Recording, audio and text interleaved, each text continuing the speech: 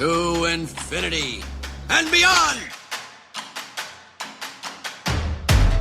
This is me. This is how I win.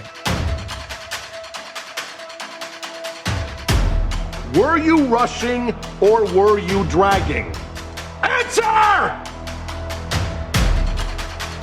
You're a wizard, Harry.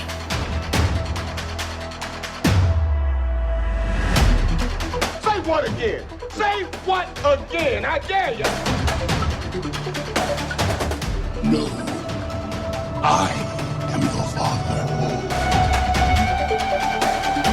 Hasta la vista, baby. Are you not entertained? Are you not entertained? And here we go.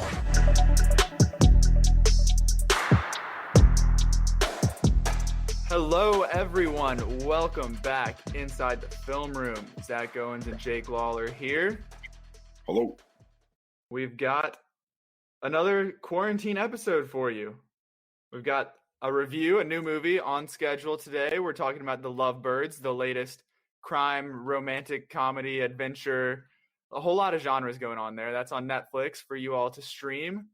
And in honor of that comedy, we're doing some top 5 comedies of the decade.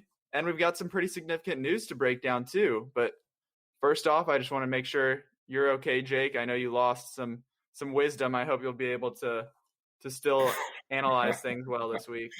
My wisdom teeth are gone, so that means I am dumb, and I will not be able to provide any more insight for this podcast, or really just any more insight in general. I mean, I think I'm just destined for a life of just mediocrity now that they're gone. But it was good while it lasted. I think I was pretty smart while I had them in. So all that vocabulary, the vocabulary is just gone. There's no more visceral experiences or eviscerating people, or indubitably.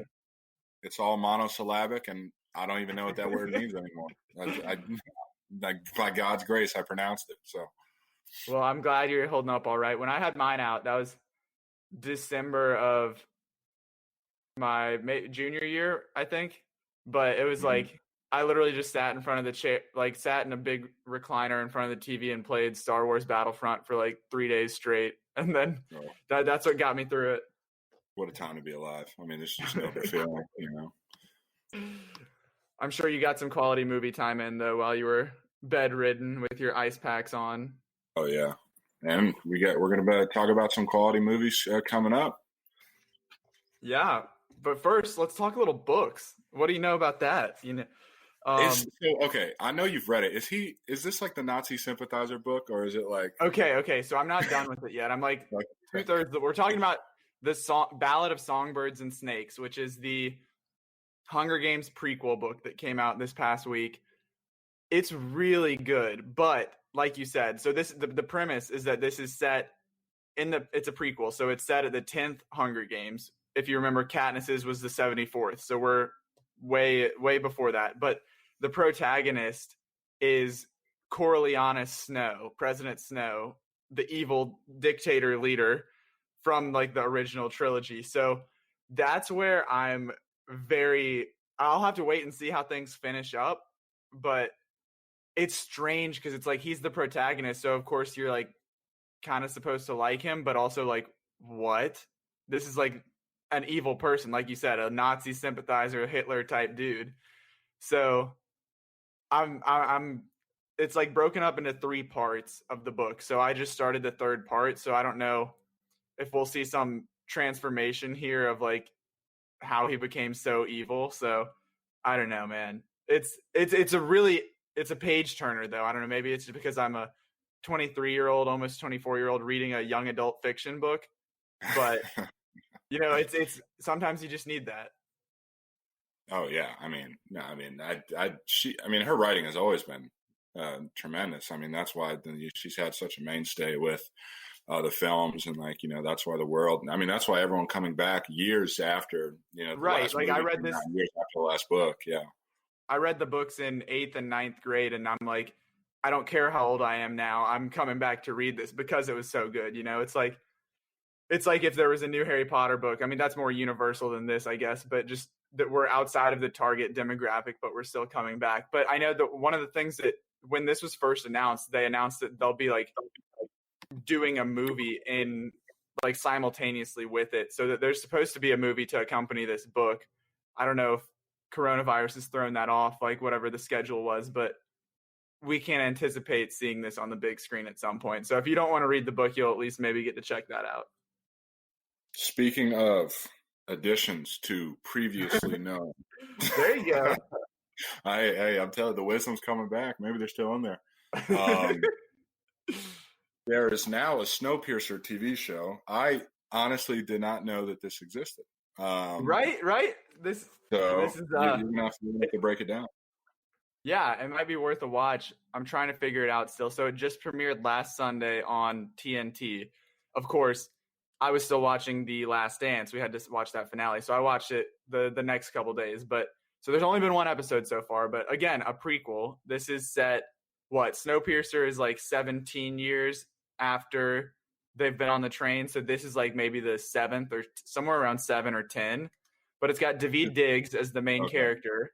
Gotcha. So that's like a automatic like draw right there. But I don't know, this seems like it would be some kind of like, especially with, we know Bong's doing the HBO version of Parasite, so we think this seems like it would be more of like a prestige kind of show than on TNT. No hate at TNT, but one episode in, it's interesting. It's putting some twists on what we learned in the film and kind of expanding on some of the other stuff. But I'm still deciding how I feel about it because, that movie is so good on its own. So hopefully this doesn't – it's just got a lot of expectations to live up to, I would say. Yeah. I mean, and for anyone that hasn't seen it, the movie is still on Netflix. And if you love Parasite, I think if you loved if you want to see anything more from Bong Joon-ho, Snowpiercer was there. Snowpiercer is great. Okja is also there. I think so you don't have to complain about subtitles. Yeah. I within the past probably month, I've watched Snowpiercer and Okja for the first time, and they were both incredible. So definitely, if you liked Parasite, get into some more of Bong's stuff. I know I'm looking forward to checking out the rest of his filmography as well. But those two, like Jake said, very easily accessible on Netflix. And another thing that's easily accessible, but it still costs $20. And to me, it was not worth the $20 rental fee. If you remember, as we closed out our Pirates of the Caribbean episode 2 weeks ago, we said that we would be reviewing SCOOB the next week. However, after watching it, I convinced Jake not to spend his hard-earned $20 to rent it. So that's why we did not have an episode last week. So quick mini review, I guess, of SCOOB, just to get the juices flowing. This movie, we love Scooby-Doo. We talked about it. We talked about the Cyber Chase movie, Zombie Island, all that stuff. But this was not a Scooby-Doo movie. This was a testing the waters for a Hanna-Barbera cinematic universe. You had the main Scooby-Doo characters, but then you had Dino Mutt, you had the Blue Falcon, Captain Caveman, 6 or 7 other Hanna-Barbera properties that were just thrown in here to try and basically, I put it in my written review, as they're like throwing everything at the wall to see what sticks, to see how they can branch off into some shared universe in the future. And to me, that just cheated Scooby-Doo and what Scooby-Doo is all about, these simple kind of mysteries to unmask people. And it was just very dated. I don't know if you saw the clip on social media, but there's a major just like plot point that surrounds Simon Cowell for some reason. Like Simon Cowell from American Idol is in the movie, voices himself. And like kids these days, what kids that are watching this movie are even going to know who he is? Yeah.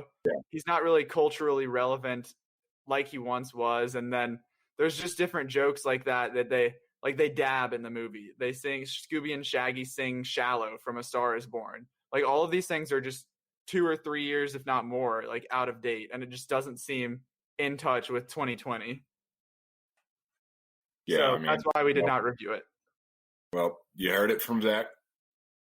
I don't want to put you on the spot without having seen it, but that's my takeaways there. before we get down into the meat of today's episode. Yeah, for sure. Yeah, well, speaking of stuff that is coming out, that's meaty. HBO Major Max news. Yeah, Major news.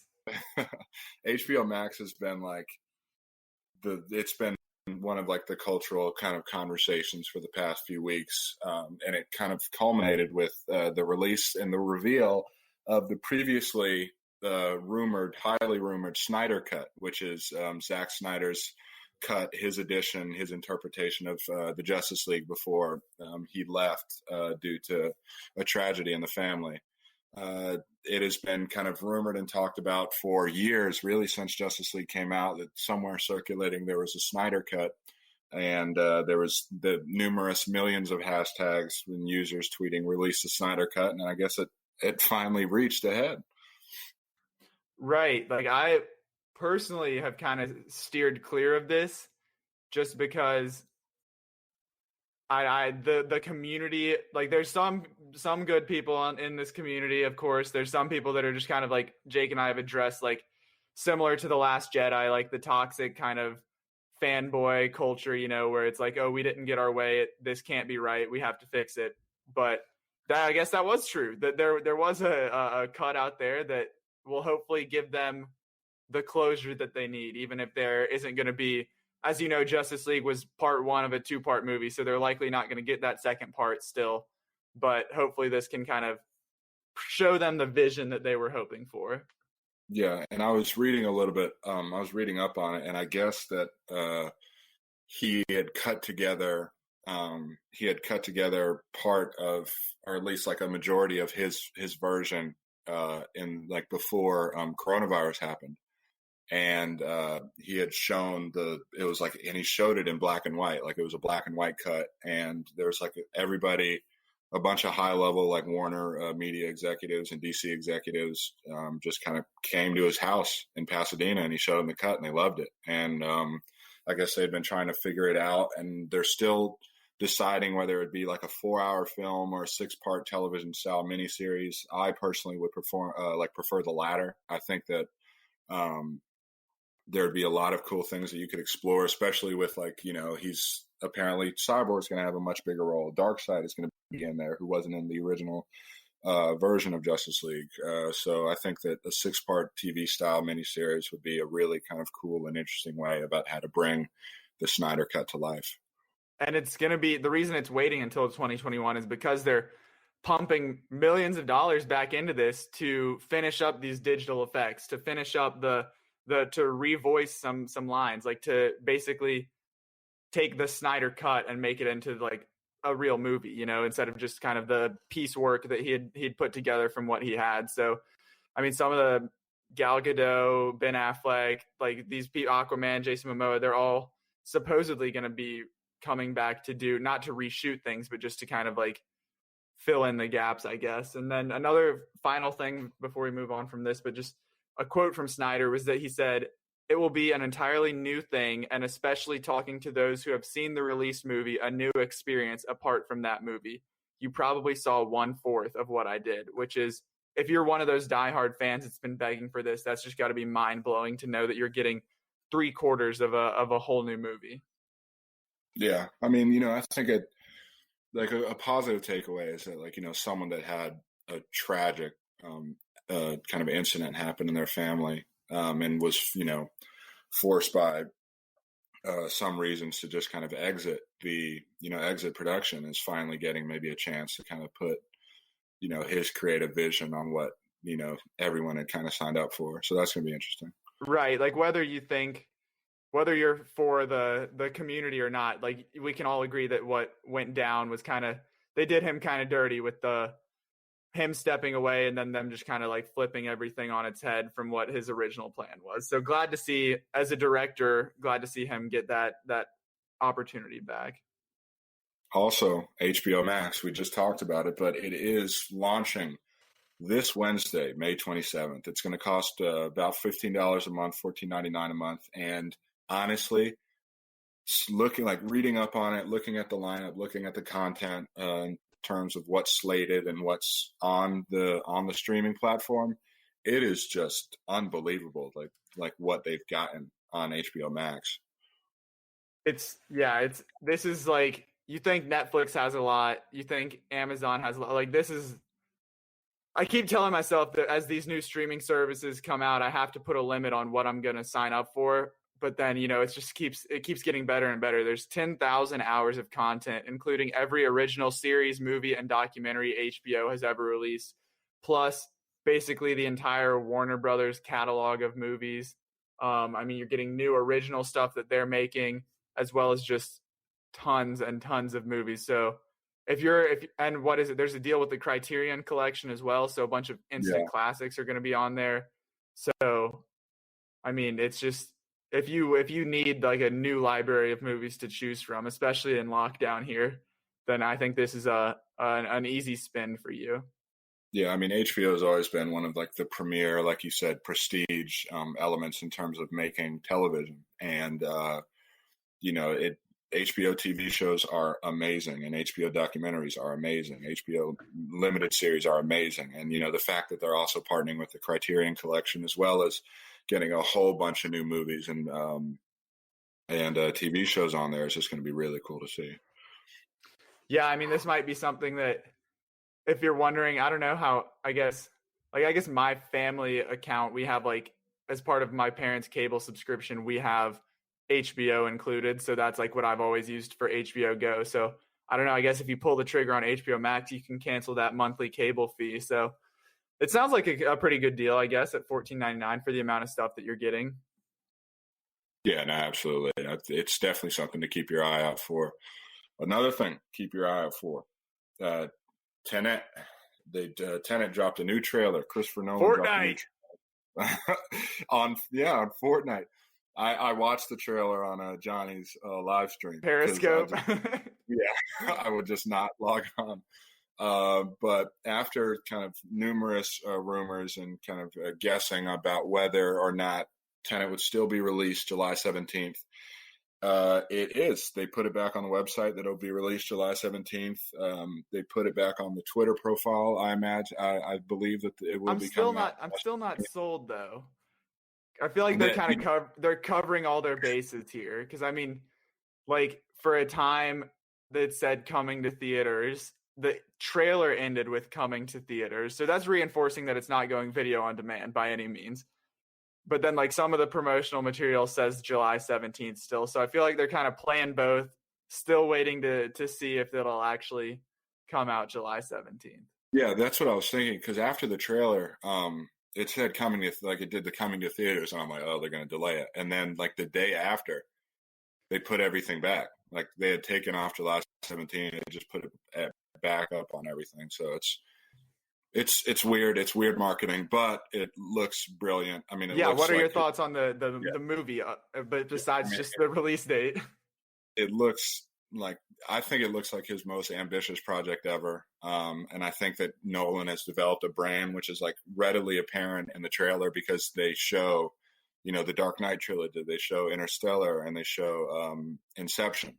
Dunkirk. Yeah, that's right. Which, I think his films really are, capture kind of the zeitgeist of how, modern movie culture has kind of interpreted. He has released some of the most famous films of this decade and of the decade prior. And, being able to kind of weave that into a trailer to develop the hype is something that's really cool. But, this has been something that's been on really everyone's slate for a must view for a while. And I think that putting a trailer that shows a little bit more, even like him crashing a real life plane into a real life building, it's just something to keep your eye out for. Right. Previously there wasn't really anything known about the plot. We'd had some teasers and whatnot, but beyond just some sort of like time travel, I guess they called it time bending, I think, in the actual trailer here. But we now know that they're trying to prevent World War III. That's been cleared up a little bit. They call it the time bending inversion. So it seems to be like reversing stuff and it's happening before, or hasn't happened yet. So I don't know. It's very like Christopher Nolan, like mind-boggling, as the same as it was with Inception back in the day. So I'm excited for it. And of course, you've got that great cast: John David Washington, Robert Pattinson, Elizabeth Debicki, then some of the usuals: Kenneth Branagh, Michael Caine, all the classic Christopher Nolan guys. But I'm excited. I hope it comes out soon in theaters. Will we suit up in hazmat suits to go see it? Who knows? But I'm just glad that they're doing it justice, and it's not going to be buy it on Amazon Home Theater.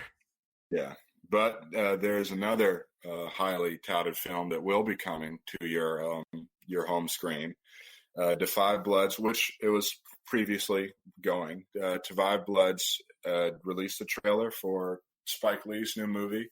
It is hitting Netflix June 12th. What did you think about the trailer?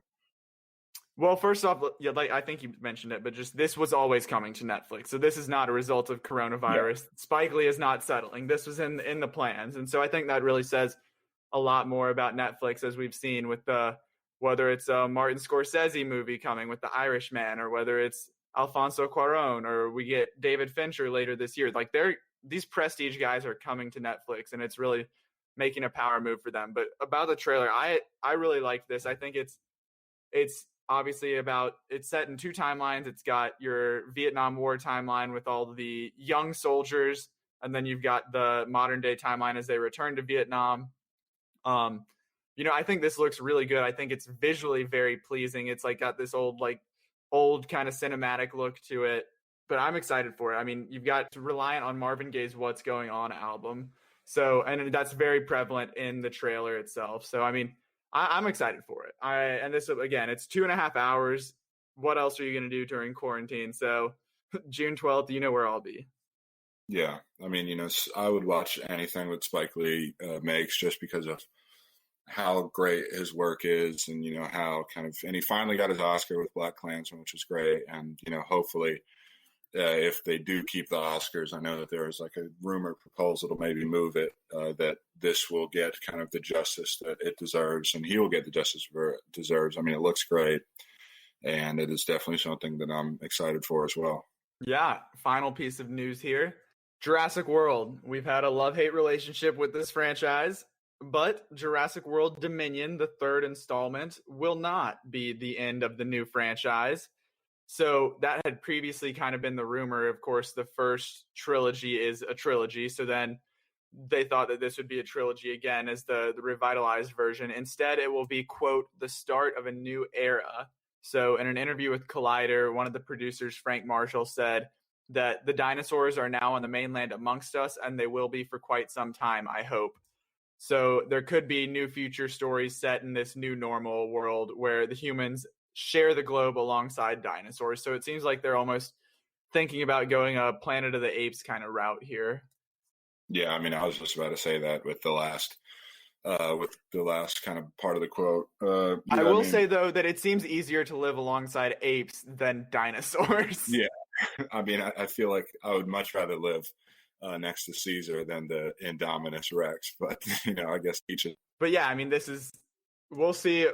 It's been an up and down franchise. I was a big fan of the first one, second one not so much. So hopefully we can get back on track with this one. We'll see how much this new normal, this new era is going to last for. But I mean, I don't know if we'll see Chris Pratt, as obviously he was the main guy in the first two. He'll return for this third one, but I don't know how much longer he would go in this, as he's kind of involved in a number of franchises, from Marvel to this to Lego. So he's already got a lot on his plate. We'll see how long that lasts for, but why not get excited for it?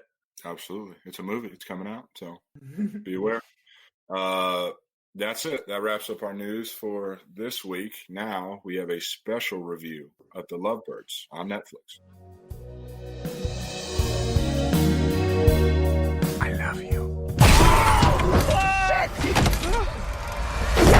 Police officer! He's a criminal! Move, move, move! Justice! Oh my God! I don't think he's a cop. dead. We know he's dead, but we didn't kill him. He like to report a murder or whatever. We didn't murder anybody. 1, 2, 3, go. What? Jabron! Okay, the guy's name is Jabron. Run, Leilani. And the girl's name's actually Leilani. She's running too now. Kind of slow, like she's wearing heels that look actually amazing. We have to go to the police because we have nothing to hide. Why did you run from the scene of the crime? Good question, officer. That's me covering up my body cam so I can beat your ass. We're so fucked. We just need to find the guy the police are looking for. So you suggesting we actually go out there and solve a murder? It's locked. Did you think it was one of those men-only doors? So, the Lovebirds. This was one that was supposed to be released theatrically. It was a Paramount Pictures movie. But instead, once all this coronavirus shutdown started happening, they sold it off to Netflix, which I think was a very smart move for some of these. We've seen it happen, whether it's going straight to demand. I mean, personally, I think this is a much better way than just doing it on Amazon Prime Cinema, to pay $20 to rent it. But this is a much easier watch to already have a Netflix account, just be able to turn this on and check it out. And I think that it was I watched it last week and then I watched it again last night with Rebecca because she wanted to see it. But as of last night, it was number 3 on Netflix. So, I mean, tons of people must be watching it. And I think that's the best way to go. Yeah, I mean, I think it was a smart play. It was the smartest play they could make.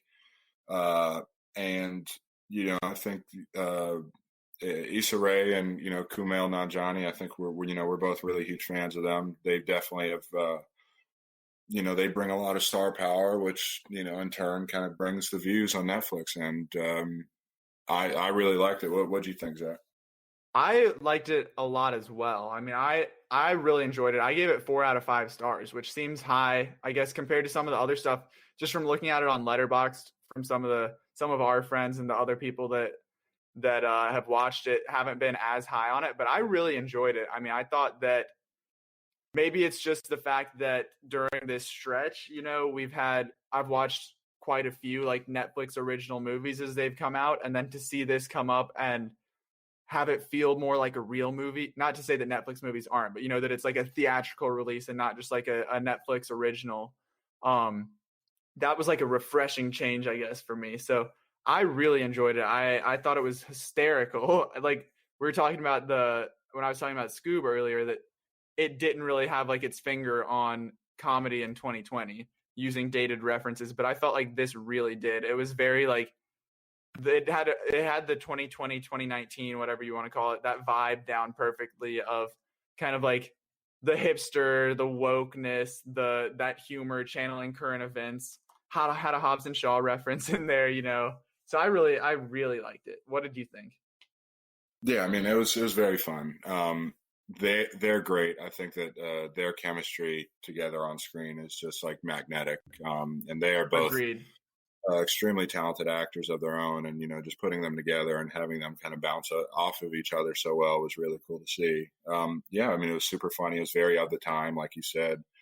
And I thought they did a good job of like mixing the kind of pop culture with like the more grounded humor that is sort of timeless. And it was good. It was very wild, which I liked. It definitely kind of kept peeling layers back, especially.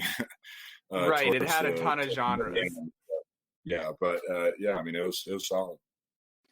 So, brief synopsis here: a couple, Issa Rae and Kumail Nanjiani. That's our couple, Leilani and Jabron, but they experience a defining moment in their relationship when they're unintentionally embroiled in a murder mystery, casual, as their journey to clear their names takes them from one extreme and hilarious circumstance to the next. They must figure out how they and their relationship can survive the night. So I want to ask you about this before we get into like really the ins and outs of the movie, but on Rotten Tomatoes, the critic score is a 66%, which is pretty solid. I mean, it's one that you would watch, but then the audience score is a 55%, which I feel like it's typically the other way around, that critics will be, especially in like a rom-com or this genre of movie, that critics will be a little harsher on it and the audience would have a higher score. Why do you think that is, that the audience didn't seem to enjoy it as much as you or I did?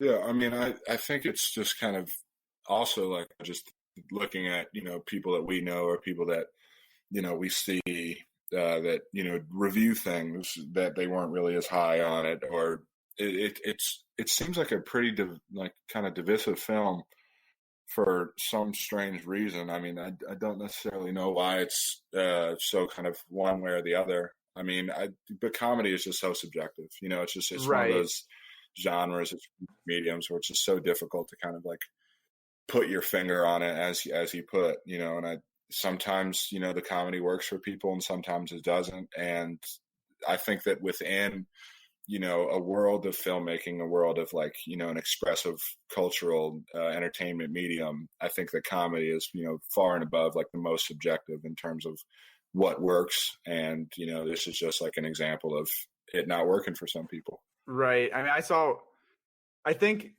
it's also about expectations going into this movie. Like, you don't want to go into this movie expecting some sort of like it's witty comedy, but you don't want to expect like some sort of like Sorkin-esque dialogue or a script or something like that where it's super elevated. I mean, this is a fun, fast-paced, romantic comedy, crime caper kind of movie. Like, don't come into this expecting The Social Network. I mean, there was that one review that I shared with you where the guy was like picking apart the decision to choose getting bacon grease in the face versus getting kicked in the chest by a horse. And I mean, if you're going into this movie with that kind of dissection, that's just not what this movie's meant for.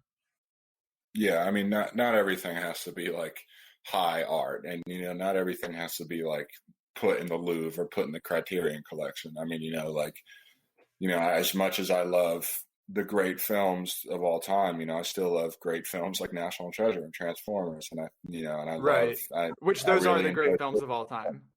Yeah, yeah. No, I was actually talking about the great films of all time are actually National Treasure and the first Transformers, and every other film is just bad. Let's kind of go into the plot a little bit more. We talked about the genres. I guess this is a spoiler warning if you don't want this to be spoiled. But I mean, so you get based on the commercial, the trailer, there's one big twist right off the bat is that the trailer makes it seem like they're this madly in love couple, which they are for 6 minutes maybe, which is a very cute beginning. The beginning is like adorable. Their one night stand that turns into something more. But then it does the flash forward 4 years and they're like at each other's throats. They can't really figure out how to make things work. And they end up breaking up right before the car crash. So, I mean, you got romance here, drama. Then you go into the crime solving murder mystery. You've got comedy. What did you make of it being sort of all over the place? Because I thought it worked really well, but just because of the speed of the movie that they were able to incorporate everything. Yeah, I mean, I thought they did a good job juggling it, and I thought the beginning was so smart. I mean, I think that having them break up at the beginning was something that I was not expecting. Not at all.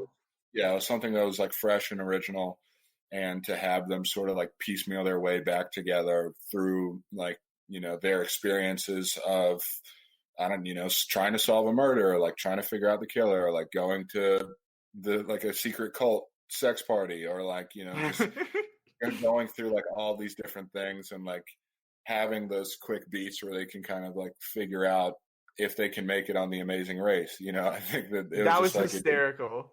Yeah, I mean, I thought it did a really good job of kind of juggling the seriousness of like trying to go through a relationship in 2020, as opposed to like the seriousness of like trying to solve a murder.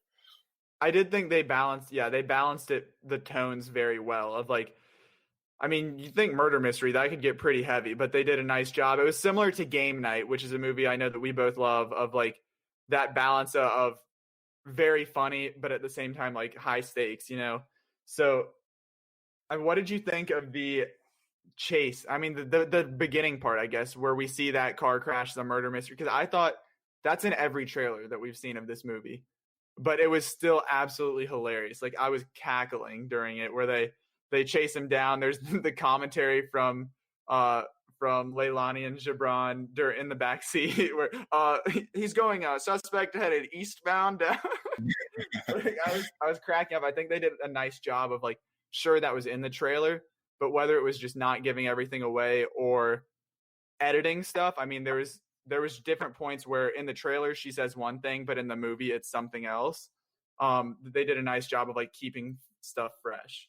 Yeah, I mean, so much of comedy is delivery, and I think that it really just comes down to the two performances on screen, which we watched. I mean, you know, Issa Rae and Kumail Nanjiani, like we said earlier, I mean, they're great, and they're great together. And, you know, having a film that's kind of that has to be, you know, carried upon two performances and making it work, I thought they did a great job in making it work. Mm-hmm. So about that, I guess, there's some tropes, some like stereotypical stuff here that you find in this genre.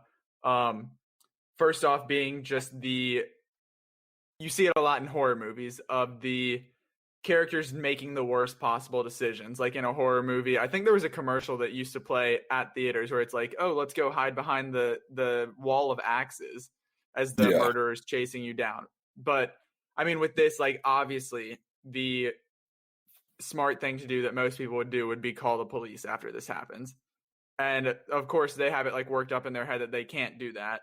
So that's what sets everything into motion. So they're just like making the worst possible decisions, which usually I would say that pushes you, it like wears on you as a viewer, that it's like, okay, I can take this up to a certain point, but once their stupidity just like reaches a level, it doesn't work anymore.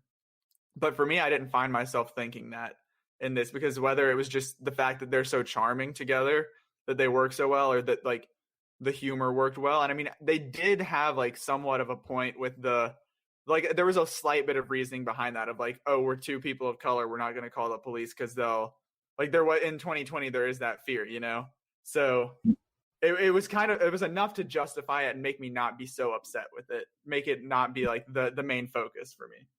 Yeah, and then, you know, when they do eventually like get with the police, like the police officer tells them like, no, we don't think you did it. Like, there are traffic cams everywhere, and right, and that's like everyone thinks that. Yeah, I mean, it's just like the perfect explanation, and I think they were pretty like self-aware of kind of what they were doing. I think one of my favorite lines in the movie is when they're trying to break into the apartment complex, and Issa Rae's like pulling the door and it's locked, and then Kumail Nanjiani, but you think it's one of those man-only doors. I know, it was so funny. that whole sequence is great. Yeah.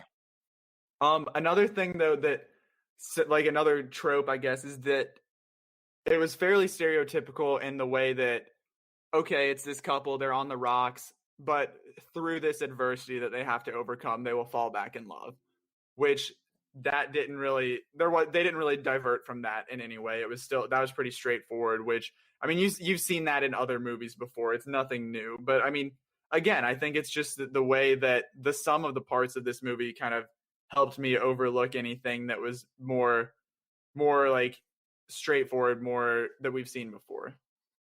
Yeah, I mean, you know, people keep using stuff again and again because it works. And if you find like maybe like a fresh take on it or like a fresh spin, like for example, like them, you know, kind of breaking up in the first 5 minutes and then just trying to find their way back to some semblance of what they used to be. And even if it is like, you know, going on the Amazing Race in terms of like team bonding. But yeah, I mean, like you said, I think it really is just a matter of the sum of the parts. And I think that the sum kind of added up to a really good 90 minutes. You mentioned it, but at the very end, that might have been the hardest I laughed the whole time, where it cuts to 1 year later and they're sprinting after everything's been solved. Seems like they're running from another crime or something.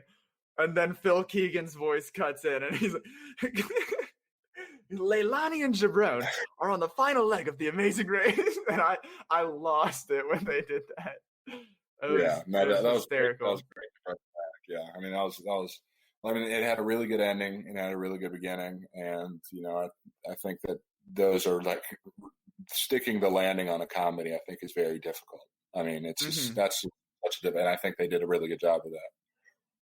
Also, Kumail with a beard, fire. That beard was great. Incredible stuff there. I will say I not really movie related, but just the fact when after he gets kicked in the chest with the horse and he has to change clothes. Do you think, I thought of this, but I wasn't sure. They didn't show like a wide shot of him fully shirtless. It was just like shoulders up. Basically, do you think that's because he was so jacked from the Eternals during this filming that he wasn't able to show that? It would throw people off. Yeah, no, that's what I was thinking. I was thinking like this is definitely like his Eternals training, and yeah, I mean, I would have loved to see it. He definitely broke the internet when it happened, but for reasonable purposes, I guess they did refrain from it. I will say, shortly following that scene was one of my favorite jokes when they're outside of the drugstore and the police officer comes by and they're like, oh no. It's like, okay, cool. He's just a regular racist. It's okay. Yeah, I mean, there's some really smart stuff in there throughout that just kind of like made you smile, and it is one of those feel good movies. It's just a good movie to watch, and it's a good comedy to enjoy. Mm-hmm. I would have loved to see it in a theater. Like, I loved watching it at home and the accessibility of it, but for something like that, I think that would have been a great one to really be like in a packed theater, laughing with everybody, feeding off that crowd energy. Because this is one that would have had everybody laughing, I feel like. Yeah, no, I agree for sure. I mean, it's a shame that it did come to Netflix, but I'm glad that it did because, we were all able to enjoy it. Agreed. So that's any final thoughts on the Lovebirds? Like I said, I gave it a 4 out of 5, 83 out of 100. So pretty high marks for me. It's definitely I'd say top 5 of the year for me in this strange year that doesn't really have many movies on it. Yeah, I mean, it was a really solid comedy. It was a really solid movie, and I enjoyed it throughout. Wonderful. Well, like we mentioned earlier, we are going to the top 5 comedies of the decade. Of course, that's 2010 through 2019, looking back on the past 10 years. This is not a draft, just a ranking, so Jake and I could have some repeats here. We're going to go 5 through 1 as usual. Start off with any honorable mentions before we get started. Jake, anything off the bat? For me, honorable mentions are 8th Grade, 22 Jump Street, and The Other Guys. Yeah, I mean, I don't think I still haven't seen 8th Grade, which I probably should check out. I think you would like that just because of the not only like the comedy aspects of it, but just it's well made as a movie. It's got some like good artistic value too. Yeah, no, I'll definitely have to check that one out. But no, I mean, I'm ready to get to the rankings. Let's do it then. Get us started. Number 5. Well, my number 5 is a 2018 film. I'm sure Zach has it on his list as well. We just talked about it. It's a Game Night. Wonderful film. We reviewed Game Night on this podcast when it came out. It is one of the great comedies of the decade. I mean, it was one of the great surprises, I think. I mean, for both of us, like I wasn't really expecting a lot coming in, and then having be just so like fully enjoyed just by everything about it was just amazing. And it was great. Like it was a studio comedy that made $117 million, and studio comedies have really been on the decline in the past like 15 years, and the fact that we were able to get a really good one here. I mean, Jason Bateman and Rachel McAdams are like just amazing together, and I think it has one of the great character performances in Jesse Plemons, who is like still one of the great characters of the decade, with his performance as the police officer. But yeah, I mean, Game Night is always, I'm actually talking about it. I feel like I want to watch it again. Right. But Game Night is fantastic. Yeah, that we'll touch on Game Night a little bit later. For me, number 5, Bridesmaids. Throwing it back to 2011, start of the decade, pretty much. I think this really set the tone for what we were going to get comedy-wise this decade. This was, I guess, 2008-ish. I think it was 2008 was when The Hangover came out. And then this was kind of advertised as like the female Hangover. Like this absolutely raunchy, ridiculous, no holds barred, like comedy that was just. Have you seen Bridesmaids? I have not. No, I haven't. Okay, so it's Paul Feig. I don't know how to say his name, but that's the director. We got Kristen Wiig, Maya Rudolph, it was really where Melissa McCarthy kind of shot onto the scene. Really, this was her, like, I wouldn't say her big break, but it wasn't her first break, but it was her big break. But absolutely hilarious. I mean, it's pretty savage, the comedy, the dialogue, but I love Bridesmaids. It's one that whenever it's on, I'll just, no matter what point it's in, I'll just stop to watch it. I gotcha. So my number 4 is Booksmart. Another great pick. Yeah, I mean, I'm not going to talk about it because Zach will talk about it because it is pride and joy, but it is a great movie. We reviewed it on this podcast. It is one of the best films of the decade, regardless of genre. And yeah, I love it. You've got taste, my man. Number 4 for me, Pop Star, Never Stop, Never Stopping. That would have been Island. Yeah, that would have been an honorable mention for me. Okay. Glad to show it some respect. 2016, The Lonely Island movie. Andy Samberg and the crew. I mean, this is like the mockumentary style, basically Justin Bieber-esque type pop star, the most vain, self-centered guy in the world. I love this movie. I listen to the soundtrack for this probably twice a month. Just like whenever I'm just needing something to jam out to. It's got some absolute bangers. The lyrics are ridiculous. Finest Girl, Osama bin Laden song, but they're bangers. They're quality songs, and you always get that from The Lonely Island. But I mean, this is just not enough people saw this movie. I don't think it didn't get the respect it deserves, but people honor it as a significant comedy movie throughout the decade. So I'm glad for that. But I mean, after seeing The Lonely Island, I saw them in concert at Bonnaroo, and it was literally like I was watching Popstar live, and it was the most incredible experience ever.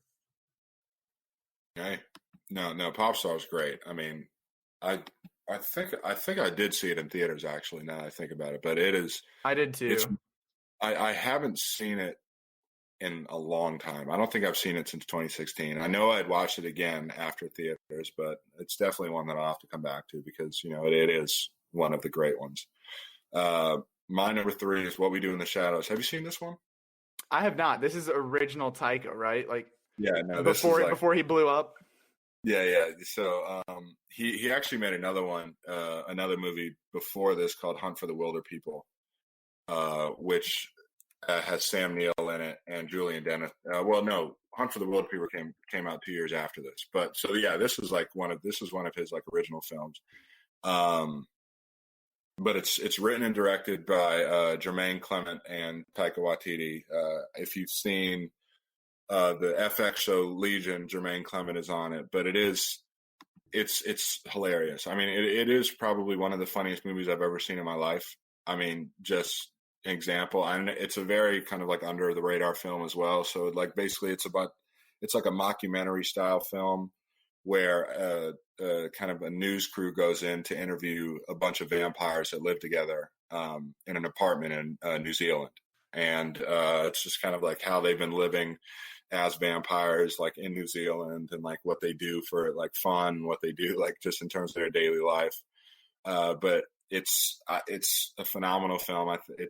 It always kind of has me laughing every time I watch it. It has like great kind of replayability and revisit value.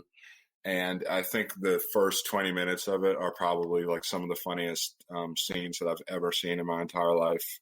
And I did not see it in theaters. I watched it, I think, a few years ago for the first time after Ragnarok came out because I was just kind of like trying to figure out what else this guy had done. Right. And then when I kind of come back to it, this is a movie that I probably watch at least twice a year.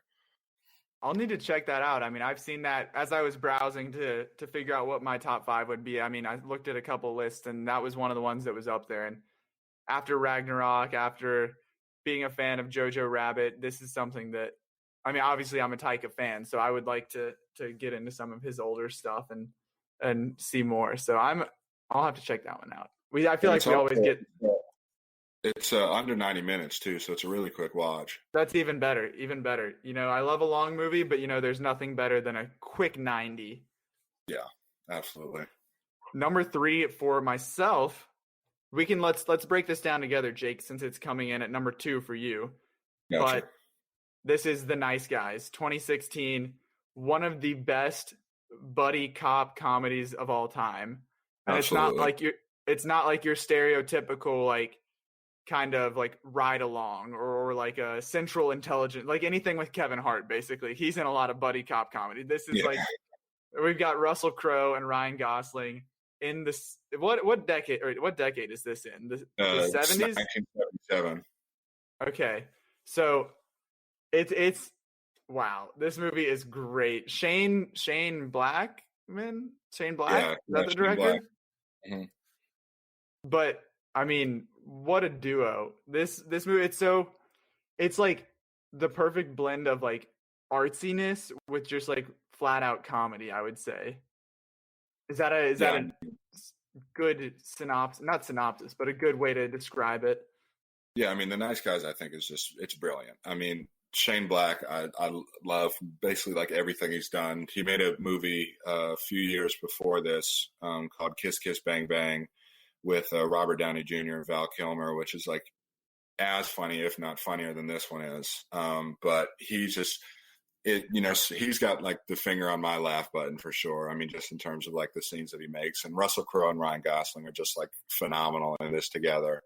It is one of the great, I think it is also one of the great films of the decade too. I mean, I think beyond comedy. Yeah.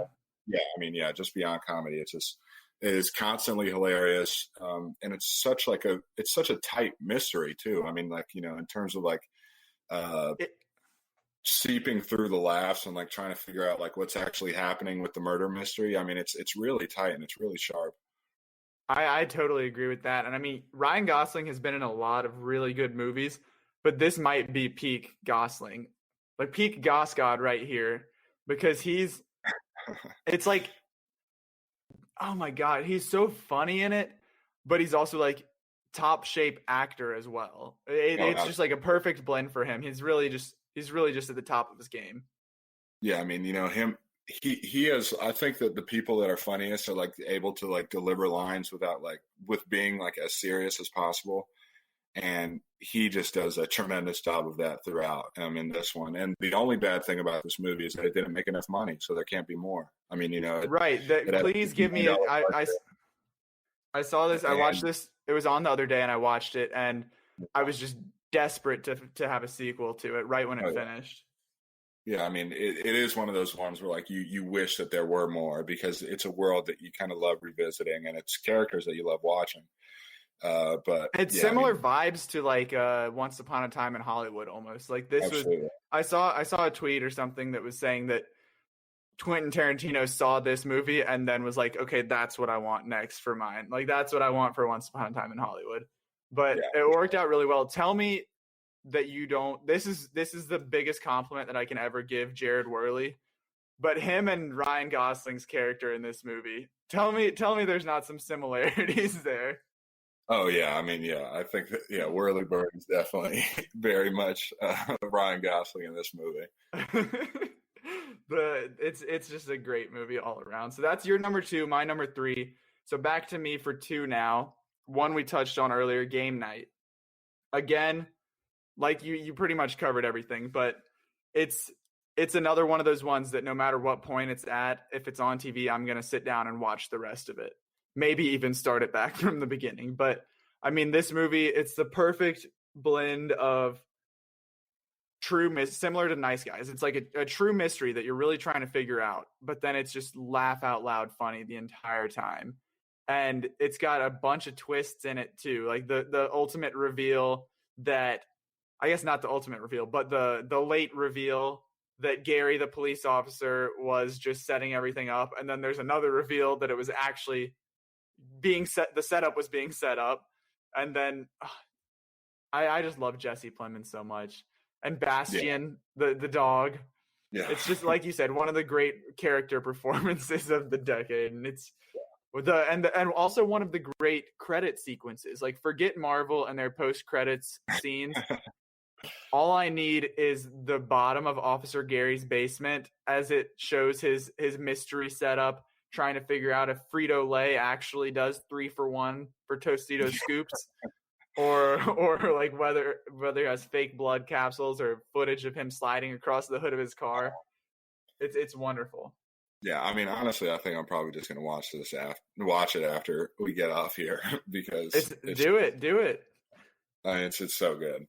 And again, it's one that did not have enough people watch it. I don't think. Oh yeah.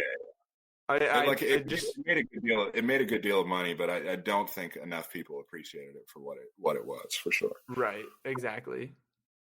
Another movie that made quite a bit of money and it's my number one. It's The Grand Budapest Hotel, which came out in 2014. It was a $25 million budget. It made $172.9 million. I did not know it made that much, which is fantastic because, it kind of allowed Wes Anderson to make, films like The French Dispatch, which is hopefully will come out at some point. At some point. Yeah, I mean, it's sad that it's not coming out in July. I know everybody was excited for Tenet and then a week after The French Dispatch, which unfortunately won't be happening. But The Grand Budapest Hotel really just missed my when we did the top 2 films of the decade, per decade. Grand Budapest Hotel was like at number 3 for me. Like when we did that. This is impressive because this was you watched this for the first time within the last month, right? 2 months at least. The first time I watched it was before I went to LA. So I think it was like mid-February, early March. And like as soon as I finished, I was like, this is one of the best movies I've ever seen. Right. So this is shot up your list. Yeah. Yeah. I mean, like it's a consistent favorite for me. I think that like kind of the peak, when you reach peak comedies, when you can watch it and it still be as funny and it still be as good as it was the first time, even when you know all the jokes that are happening, when you know everything that's coming. And this is like, I could watch this movie and be fine. I mean, it's a whimsical, wonderful, like magical Wes Anderson world. And it has like some of the great comedy performances. I mean, Ray Fiennes' character is just like wonderful. And, just the ensemble cast does a tremendous job of complimenting, the film at every turn. It's a pretty quick watch too. I think it's only in like an hour and 40 minutes.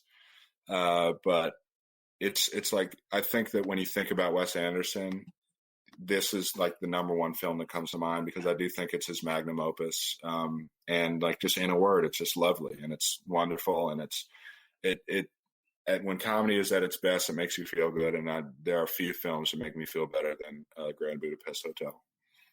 Yeah, this is one that I probably haven't seen since 2015. So I definitely want to revisit that, especially after your glowing review. But I think I watched it not in theaters, but leading up to the Oscars that year, knowing that it was a big candidate there. But going off of your movie that you want to watch all the time, that it makes you feel good, you know what it is for me. One of my all-time favorites. We've talked about it ad nauseum on this podcast. Number one, best comedy of the decade for me, Booksmart, coming in 2019 to take the top spot. You're gonna watch Game Night tonight. I'm gonna watch Booksmart. So I mean, just thinking about it, it's one of those ones that every time I think about it or think about a particular scene from it, I'll like watch that scene on YouTube or something, but then I'll just want to go back and watch the entire movie, and most times actually do that. I saw the other night on Twitter, the Academy and Olivia Wilde were doing a live tweet together, and it was just like reading through all of those and learning about their process making it. It just made me want to watch it all over again. And I think, like you said, when you have a comedy that's capable of making you do that, that's how you know it works. Because it's something that jokes are they're very rarely as powerful as they are the first time that you hear them. I mean, you hear, like, nothing can really compare to the first time you hear a really good joke or a really funny bit or something like that. But for few movies, for you, it's Grand Budapest Hotel. For me, it's Booksmart. Like, that's, no matter how many times I hear something over and over again, I still cackle the same amount. And that's why I love this movie so much.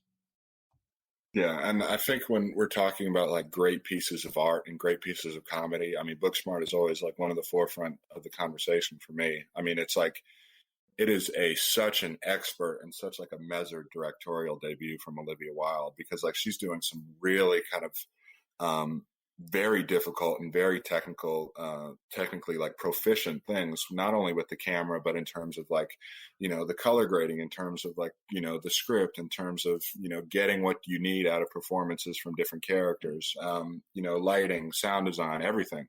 I think that, you know, Booksmart is like, it is a complete film. And I think that it is probably the most underappreciated comedy of the decade. I mean, you know, the fact that it only made 25 million and the fact that like, you know, so many people didn't see it is just like, it's just sad. I mean, because it's a great film. I mean, it's a consistently great one too. Mm-hmm. If you haven't seen it yet, I would suggest, Jake, that you scroll back to May 7th on Olivia Wilde's Twitter and look at her live tweets throughout the movie, because it's just the insight from everything is just incredible to see how they made everything work. My favorite though was I think I shared it with you, was she tweeted during the Uber scene where Jason Sudeikis is driving the Lyft driver, that she said, don't tell anyone, but I hooked up with the Lyft driver on set or something. Obviously that's her husband in real life. So, but then some people saw that and were, of course, trolls were bashing her, saying like, how unprofessional is this, blah, blah, whatever. And it's like, chill. It's a joke. It's her partner. Like, but yeah, I mean, Booksmart, incredible movie. This won't be the last time we talk about it on the podcast. I can guarantee that. You guys are probably getting sick of it by now, but suck it up. So that's it. Lovebirds review, check. Top 5 comedies of the decade, check. I will not make any promises for what we're going to review next, because we don't want another SCOOB situation. But the calendar is looking good moving forward. We'll have, before you know it, it'll be June 12th, and we'll have a Defy Bloods review in the works. But until then, be sure to follow us on Twitter, Instagram, Facebook, subscribe on YouTube. We made a TikTok. Go follow us on there for some quality 60-second clips. Other than that, you know, like and subscribe. Give us a 5-star review wherever you get your podcasts. And we'll talk to you soon. See you next time. See you.